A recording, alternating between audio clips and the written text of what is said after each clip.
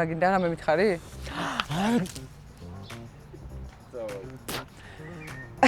დღეს საკმაოდ ცევრიანი დღეა. ჩემი თვალები ცრემლით არის ახსავსე, რადგან დღეს იწერება რუსკა X მაყაშვილებთან ის ბოლო ეპიზოდი, პირველი სეზონის. თქვენ თუ გონიათ, რომ აქ მეორე სეზონი არ გვექნება, ძალიან ცდებით და თქვენ თუ გონიათ, რომ მეორე სეზონში კიდევ უფრო საინტერესო სტუმრები არ შემოგინახეთ, ძალიან მაგრად ცდებით. კი, ნერვები ცოტა არ მაქვს ეს რიგში, მაგრამ არა უშავს. პირველ რიგში, სანამ ჩვენ სტუმარს წარვადგენ თქვენ წინაშე, გეტყვით ძალიან დიდ მადლობას ყველა იმ ადამიანს, ვინც გვიყურეთ, ყველა იმ ადამიანს, ვინც მოითხოვეთ YouTube-ზე გადადითო და გადავედით, მაგრამ იქ მაინც იმდენი ნახვა არ ქონდა რამდენის Instagram-ზე, მაგისთვისაც დიდი მადლობა. მადლობა სპონსორებს, რომლებიც ჩემთან ერთად იყვნენ და ძალიან მნიშვნელოვანია იმისთვის, რომ ჩვენი მეორე სეზონი აუცილებლად გაგრძელდეს და ესეც იქნება. სპონსორები იყვნენ ჩემთან გემრიელად ახლოს რა. და კი, ვიცით, აგვისტოში თუ როდის უნდა გამოგიგზავნოთ ის პროექტები, რომ მე სექტემბერში დაამტკიცოთ. გამოგზავნილია ყველასთან ყველაფერი. აქვე ლუმა ფილმს მინდა უთხრა, ძალიან დიდი მადლობა, რომ ჩვენ გვერდით არის სულ და კიდე უფრო საინტერესო პროექტებს შემოგთავაზებთ. ეხლა თორნიკებს ზიავა მოვიდა, რომელიც კიდე ლაპარაკობს, რაც მოვიდა იმის მერე, საერთოდ არ გაჩუმებულა და დღეს ფაქტიურად მე ჩუმად ვიქნები. დღეს ისაუბრებს თორნიკებს ზიავა.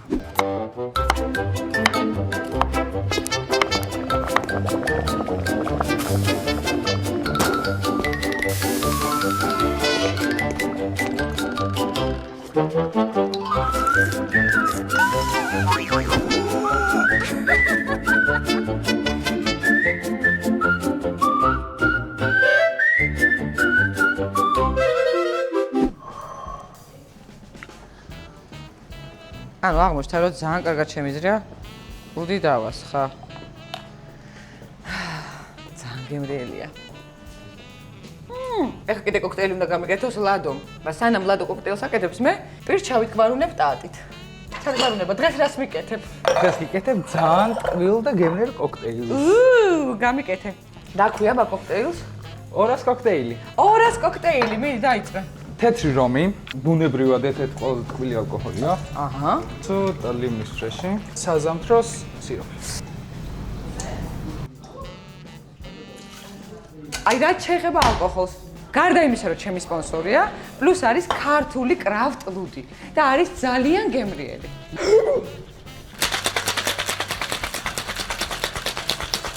ეს რა საჭიროა ხოლმე ეს? ეს იმიტომ რომ ეს მაიმუნობა რა საჭიროა? შიგნით ჩება დატეხილი ყინული. მე რას მიშლის ყინული მე? სიცხე. დღეს როგორც იცით იტერება ამ სეზონის ბოლო გადაცემა და მეორე სეზონით აუცილებლად დაგიბრუნდებით სანამ დამთავრდება ეს სეზონი. სტუმარი მელოდება იქ რომელიც ლაპარაკობს, ხალხო იმის მერე რაც მოვიდა. ჩემზე ადრე მოვიდა და ლაპარაკობს. ნეტა ვინ არის? ხო. ძალიან გემრიელია.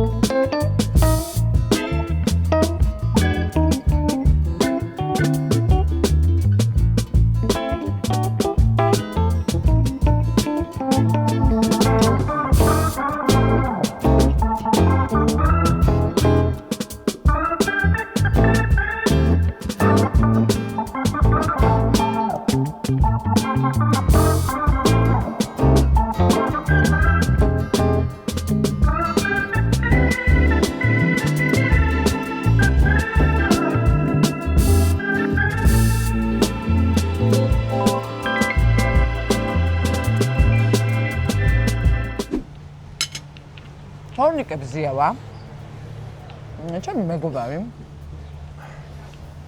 მოვიდა დღეს. აი გადამეყლაპა და ისე მეთქვა არ შეიძლება, მაგრამ არა ისეთი გემრიელია რომ აი ვერ რა. გაგლაჯუნებული მაქვს ახლა ჩვენი სუპერ ჭადები. რომელიც თორნიკებს ზიავას ეგონა, რა გეგონა? ვაფლი. მე მეგონა ვაფლი, რომელზეც არ გვიждდება, მაგრამ ჭადი. ჭადმა გაასწორა. ყურებელმა იცის ძალიან კარგად რომ თორნიკე არაჩვეულებრივი რეჟისორია და პლუს ამას მსახიობიც ძალიან კარგია. და იღებს ძალიან კარგ და საინტერესო ფილმებს. მე ვიცი რომ ეხა მუშაობ რაღაცაზე. შეგიძლია რის სიტყვით, აი რის სიტყვით შეგიძლია რომ მომიყვე. იმიტომ რომ შენი ფილმები ყოველთვის მე რაც მაქვს კონკრეტულად ნახე, ყოველთვის ძალიან საინტერესო. ძალიან საინტერესო. აი ამ კუთხით ეცა ეხლა რასაც ვაკეთებთ არის აკვარიუმ პროექტი, რომელიც ჩვენ ბავშვობაშიც არის, ნაწილი არის 90-იან წლებზე და მე არის ეს პერსონაჟი, რომელიც იზრდება და მე მიდის ამერიკაში ხდება რაღაც ჰარლემში და სხვა საზოგადოებაში, აბსოლუტურად სხვა ფინალი აქვს და იქ რაღაცა დეტექტივი და რაც ვითარდება, მაგრამ სცენარი ჩემია და ასევე მაქვს განუყენებელი რაღაც ისტორიული ფაქტებიც. ხო. მაგრამ ეხლა ახალი რაღაცა ქვე პროექტი გავაკეთე, ჩემი მეგობარი აკეთებდა და ვეხმარებოდი და ამაზე მაინც ნაკლებად საუბრობ. არა, ხო, ეს შეიძლება. სურპრიზისავით გამოვიდეს მე. მაგრამ თავარი იყო აი ეს რომელსაც ვაკეთებ და რაღაცა ამბების გამო გაჩერდა, იმიტომ რომ ეს მთელი ამბები დაიწყო, ანდრო დაიჭირეს კი ბატონო. ანუ ეს უკვე მანამდე ქონდა დაწყებული ეს პროექტი, სანამ ანდროს დაიჭერდნენ. მანამდე მქონდა კი ზუსტად მაგ დროს 23-24 ვიღებდი და ხო. რაღაცა მოდიოდა ეს პერიოდი, სადაც გიგა უნდა ყოფილიყო ანდრო და გაჩერდა მე იმის გამო რომ რაღაცა კინოცენტრმა ძალიან შეანელა რაღაცები კინოცენტრმა საერთოდ მაგრა გვაგულავა ქვია მაგას. გვაქვს კინოცენტრი თორნიკე? ისია.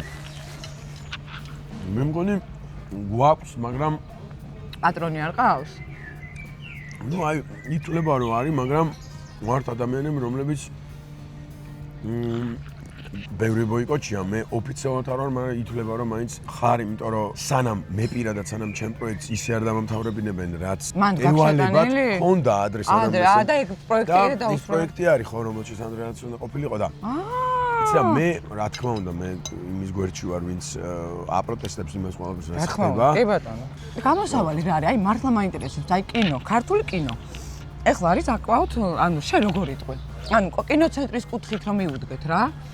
კინოცენტრი რას გვაძლევს ახლა ჩვენ? სუბსიდია უნდა არსებობდეს, რომელიც რაღაცა ადრე კინოცენტრში შტატი არსებობდა მსახიობების მაგალითად, ხო, როდის გეუბნები, იცი? აი ძალიან უვლიდნენ, ანუ ახლა ფაქტიურად შენობა რა შენობა, სად რა ხდება, რა ფილმებს იღებენ? არა, არის კულტურის სამინისტრო, ქვემოთ შენობა არის, ბიუჯეტი არის, მაგრამ ბიუჯეტი არის, მაგრამ სად არის? აძლევენ ხო, იმათ ის ფილმები, რომლებიც შესაძლებელია რომ მოხვდნენ სხვადასხვა ფესტივალებზე, შენ კანში იყავი და აუცილებლად მინდა კანზეც მომიყვე ჭორები. ანუ ვერ ხვდები ამ კუთხით რა გამოსავალი აქვს ქართულ კინოს, რომ რაღაც სიტყვა ითქვას, კიდევ უფრო მეტი ვიდრე რთული სიტუაცია მაგ ხრივ, ხელშეწყობა იყოს, იმიტომ რომ სიტყვას ამბობენ ქართველი რეჟისორები, ქართველი მსახიობები, სცენარისტები, ყველანი ამბობენ, უბრალოდ ანუ სად არის ეს ყველაფერი? რომ რაღაცა იმდენად შებოჭილი არის, საერთოდ არ არსებობს უკვე ამ კინოცენტრის დებულებები და წესებით არ არსებობს თავისუფლება რომ ვიღაცამ რაღაცა თემა რომ შემოიტანოს დააბრალებენ რომ აი ეს არის რაღაცა თემა რაღაცა აკრძალული თემა ხო აი ზუსტად ეგრე გამოაცხადეს და ამის გამო იყო მე რაღაც რუსულ კანონს დამეს მოყვა ბევრი რაღაცები და ბევრი პროტესტი მე რა თქმა უნდა პოლიტპატიმრებს სინდის პატიმრებს და მე უკვე რომ არც ერთი სუბსიდია და არც ეს ხალხი ვინც იქ მუშაობდა არ დაუდგენ ამას და ამის წინააღმდეგ არაფერი არ თქვეს მე უკვე გამოიყო მთელი ამდენი კინორეჟისორების ბოიკოტი მოხდა ბოიკოტები ხო იმიტომ რომ ეხა ამაზე თვალის დახუჭვა და რაღაც იქით ამ ხრიდან რაღაც ის არ არსებობს რა კანში ხო იყავი კანი საოცარია ყოველთვის კანი არის კინო ადამიანისთვის წეგან ძალიან საინტერესო ტყვებოდი და გითხარი გაჩვენა რა საინტერესო ადგილი ეს ორი კვირა იმიტომ რომ არის უბრალოდ ახალი ფილმები არა ბევრჯერ მე-15 ჯერ ვიყავით ფესტივალზე მე ვიყავი იცი რა რაღაცნაირად დავაწესეთ ეგ რომ მიდიხარ ყოველ წელს იმიტომ რომ ნუ უნდა იცოდე რაღაცა ნუ ბეჯი გაქვს მე ეს ბეჯი მაგრამ შენ მიდიხარ შენი ჯიბით ხო რაღაც ორგანიზაცია მიდიხარ რომც იყო კანში ფილმით მოხვედრილი და ნაჩვენები მაქვს ფილმი კანში და რომც იყო მოხვედრილი ფილმით იქ ბევრს არის აი რომელი ფილმებია ადრე ვანახე აპრილის სუსხი კრიტიკის კვირეულის ერთ პროგრამაში აჩვენეს სამწუხაროდ მე საფრანგეთის მესამეზე გაიყიდა მაგრამ ოფიციალური მასში არ მოხდა და მე კლემოფენაზე მოხდა და მე ბევრ ფესტივალებზე მაგრამ აი ხო ყოველ წელს დადიხარ რაღაცნაირი აუცილებელი სამსახურით არის მე დავდივარ ჩემი მეგობრებთან ფილმ კომისიონერი და ეხლა პროდიუსერი და ქართული კინო ინსტიტუტის დამაარსებელი ნანექიშვილთან და ნინო კირთაძესთან ერთად და მოკლედ ზუსტად ვიცით ვის უნდა შეხვდე რა უნდა ქნა რა ფილმები ნახო ყველაზე რა შესავალ ყველაზე საინტერესო არის ჩემთვის პირადად ფილმების ნახვა იქ რა, ახალი ფილმების ნახვა, რაც აი ნოვატორული, ახალი ან ძალიან დიდი ხარისხით გაკეთებული ფილმები სხვა ქვეყნიდან და ამ ფილმების ნახვა დღეში 3 და 4 ფილმზეც შევდივარ ხოლმე და ყველაზე მაგარი ამით. ფესტივალი იყო წელს ფილმების მხრივ. კი, ძალიან. წელს რაღაცა ოსკარებზეც და რაღაც თითქოს ამ ფესტივალებზე ძალიან წინ წამოწეულია, თვითონ ჰოლივუდთან რომ ძალიან წამოწეულია ჰორორი სტილის ფილმები. უფრო ევროპაში წამოწევს, იმიტომ რომ აი ჰოლივუდში და მაგალითად ამერიკაში სულ გაყიდვადია ძალიან ჰორორი, ისევე როგორც თქვათ ნაწილობრივ დეტექტივი და ისეთი თქვათ ტრილერი. ტრილერი ყველას გასაგებია და ჰორორი შეიცავს ტრილერის ელემენტებს და ასევე შეიცავს sci-fi-ს და ელემენტებს, სადაც რაღაც პარანორმალური რაღაც ემართება ადამიანს, გადაქცევა რაღაცა და თან საშიში რა, რაღაცის კვლელობის და ტრაგედიის და დრამის. შენ ხო ეგეთს იღებ რაღაცას. იცი რა, მე არა, მე ესეც არ უღებ, ჩემთან უფრო არის მისტიკა, დრამა, ტრილერის ელემენტებით და ცოტა კომედიური. ანუ ყველაფერი ერთად არის ბუკეტია, უბრალოდ არის, ხო, მაგრამ კომედიური ელემენტები თუ აქვს ჩემი აზრით რეჟისორს, ჩემთვის მაგალითად პირადად ყველაზე საინტერესოა, როცა კომედიაც შეუძლია რა, ან რაღაც იუმორი აქვს, თუნდაც შავი იუმორი იყოს მაინც. თუნდაც შავი იუმორი, შავი იუმორი თუნდაც კი რას ლაპარაკობ, თუნდაც შავი იუმორი ძალიან დიდი ნიჭია მე ასე მგონია.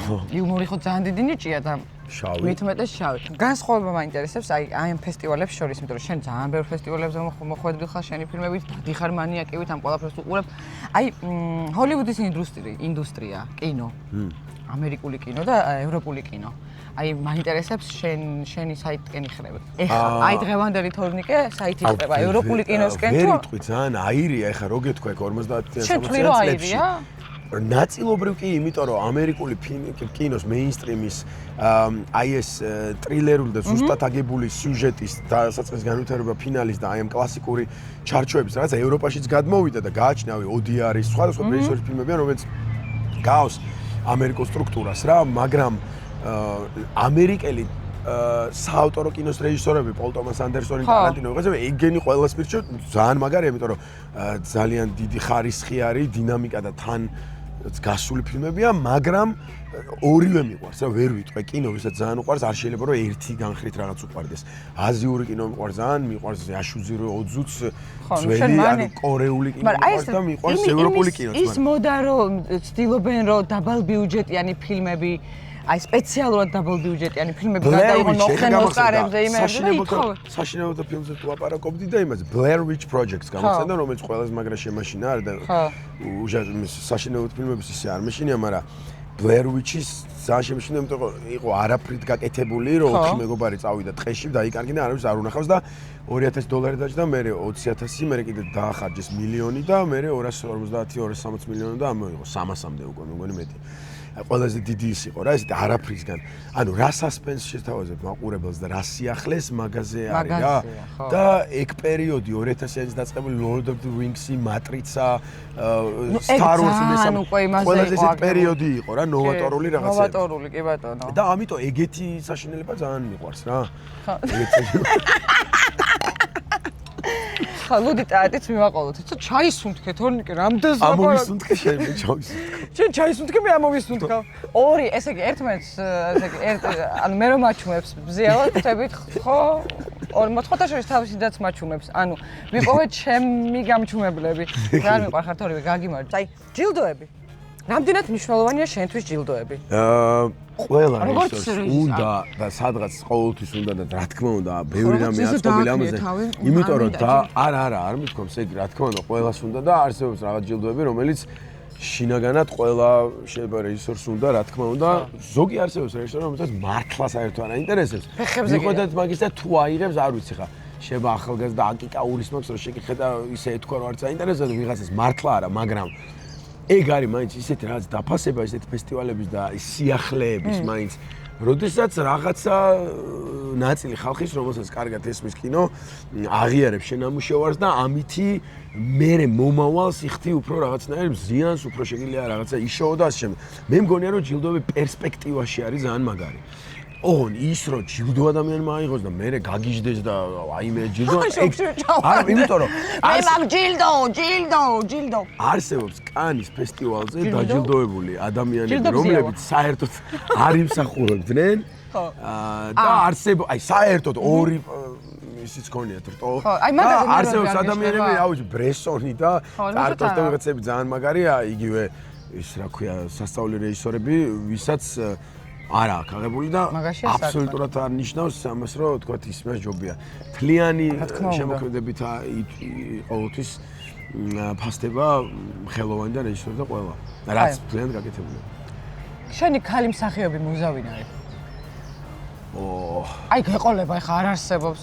რამდენიმე იქნება ალბათ, სავარაუდოდ, მაგრამ აი ჩაჭერით, აი კაი, მოდი მარტივად დაგესვა. აი ხლა ფილმში მოკლედ არა, მე ყველა ვარიანტში მე ისე როგორც ცხოვრებაში აუცილებლად ქალს უნდა ქონდეს, ჩემი აზრით და კინოშიც ეგრე არის, უნდა იყოს ლამაზი და ძალიან სექსუალური პირველი ეგ არის. წაიღე ტვინი ამ ლამაზებით. არა, სხვა რამეს გეუბნები, სილამაზის მარტო ნაკვთებით და ზუსტ იმით კი არა, რომ სილამაზის შესაძლებელია შინაგანად მოდიოდეს აბსოლუტურად.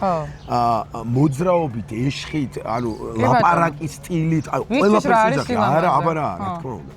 ამიტომ მე ვამბობ, რომ ზუსტად გეუბნები არაორდინალური სილამაზეები კინოში ყველაზე მაგარია. ისე. არაორდინალური სილამაზები ყველაზე მაგარია. და ნუ ერთი არის მნიშვნელოვანი, რომ კინოში ყოფილა მართლა მთავარი და მეც დავკარგული რაღაც პუნქტში თვალები. როგორ მოძრაობს, წყლიანი არის თუ არა, ჭრილი როგორი აქვს, იმიტომ რომ თვალები არის ყველაზე მეტი გამოსახულება, განსაკუთრებით მსხვილი ხედები ხარ, ოთარიოს ელიაში თვალებს მსხვილი ხედები და ოთართან თან მან ცოტა სხვა რაღაც, აი ეგეთი ტიპის.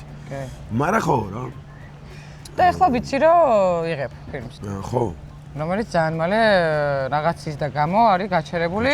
ანდრეს ელოდები რომელიც გამოვა და ითამაშებს ხო?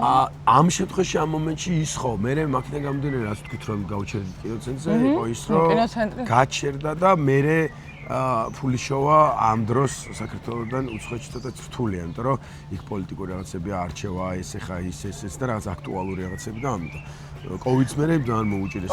ხო და ამაგიტომ ამბობ, მით უმეტეს ამ ქვეყანაში ხალხო არ ვიცი, სადაც კინოცენტრი არ გვაქვს და ვერას სპონსორებს. რომ მართლა დააფინანსო ფილმები. კონკრეტულად კერძო კომპანიები რომლებიც ძალიან ბევრი ხართ საქართველოში, რომლებსაც გააქვთ ფული, ჩადეთ კარგ ფილმებში. ვერ ვიღებთ ფილმებს. აი, ყველა, თითქმის ყველა დიდი რაღაც კომპანია, ეხა არ ვიცი ვინმე მიწყინოს არა თვითონ არ მეიტყინოს. მიწყინოს რამდენიც უნდა. ისეთ სუდათ აქვს დაწყობილი თავის ბიზნესი. ეგ არ გვაინტერესებს, კინოს ფულია აი ისეთი დაბალი დონის და უმეტეს ისეთი დაბალი ინტელექტის მქონე ბიზნესმენები არიან რომ ვერ ხვდებიან რომ კინო ნებისმიერი კინო არის მედია რომელიც ლეკავს რაღაცებს თავის თავში ისტორიას ინახავს ახალ სახეებს შვება გაპიარებს უცხოეთში შეიძლება წარადგინო და ყველა შენი ნებისმიერი წარმოდგენა ნებისმიერი იდეოლოგია მოუყარო თავის საათნახევარ თუ 2 საათში და რაც მთავარია ძალიან მაგარია. კაი ტიპი ხარ კინოს რო აკეთებ რა. კაი ტიპი ხარ კინოს რო აკეთებ და ფულს რო დაბკი. გოიმი ხარ, როცა დებ მარტო შენებლობაში, მარტო რაღაცის ყოველდღიურ რაღაცა ტელევიზიურ პიარებში, აი მართლა გოიმები ხართ, მაპატიეთ რომელიც არ დებთ ხელოვნებაში ფულს, ისეთ ხელოვნებაში, რომელიც განსაკუთრებით დიდ მოსშემოსავალს კი არ შემოგიტანთ. თქვენ ქვეყანას გაუთხოვთ სახელს და თან წარმოაჩენთ იმ ახალგაზრდა ისეთ ხალხს, რომელსაც აქვს უდიდესი ნიჭი და შეიძლება რომ ამ მედიაში გამოჩნდნენ. ბრავო. არა, მართალია. მართლა, აბსოლუტურად ყველა სათქმელი თქვი ახლა შენ. და მე კარგი მესიჯი გავუშვით ახლა. ხო რა, და ჯობია რომ მოუხმეთ, იმიტომ რომ უბრალოდ შეიძლება რომ ფული კონდეს და ოდნავ გამოყო მაგისთვის და თან საქმე გააკეთო, თან შენი იდეოლოგია დააფიქსირო და თან რაღაცა. ძალიან კარგი ბიჭი ხარ რომ მოხვედი ჩემთან დღეს თურმე. ძალიან გემრიელი საჭმელი. გემრიელად ჭამე? მოგეწონა ლუდი და შენ ლუდისტი არ ხარ, მაგრამ არა ვარ, მე ლუდისტი, მარტო ჩემპიონატი უნდა იყოს და მართლა ზაფხული, მაგრამ ეს იმდენად გემრიელია და ისეთი ფერი აქვს რაღაცნაირი და თან ყველაზე ესეთი. მე შენ გისურვებ წარმატებას, გისურვებ ყველა შენი გეგმის სისრულეში მოყვანას, ნიჭიერი კაცი ხარ და ბევრი კარგი ფილმები გაჩუქე თუ შეიძლება. შენ ხო მოძრაობა ხო, მაგრამ შეგიძლია კინოში. მე ისე რა, ნორმალურად. ხო და მე დიდი მადლობა რომ იყავით ჩემთან ერთად. და გეშურობებით მომავალში ხვედრამდე. ხალხო, პირველი სეზონი დავხურეთ მაყაშვილების. ყველას რა თქმა უნდა უღრმესი მადლობა რომ ჩვენთან ერთად იყავით. ყველას აბსოლუტურად. და კი, არ გიჩვენებათ, თორნიკებს ზიავა, ისევ იქცის და ისევ საუბრობს კი. მე მივდივარ, იმიტომ რომ უკვე სხვა გადაღება მაქვს. მორჩი საერთოდ სეზონს მაყაშვილების და აქვე გეტყვით დასასრულს. რა გია მაკაშვილებთან. კარგად და გიტოვეთ ძიავას, რომელიც იგზიჯდება ალბათ ხვალამდე.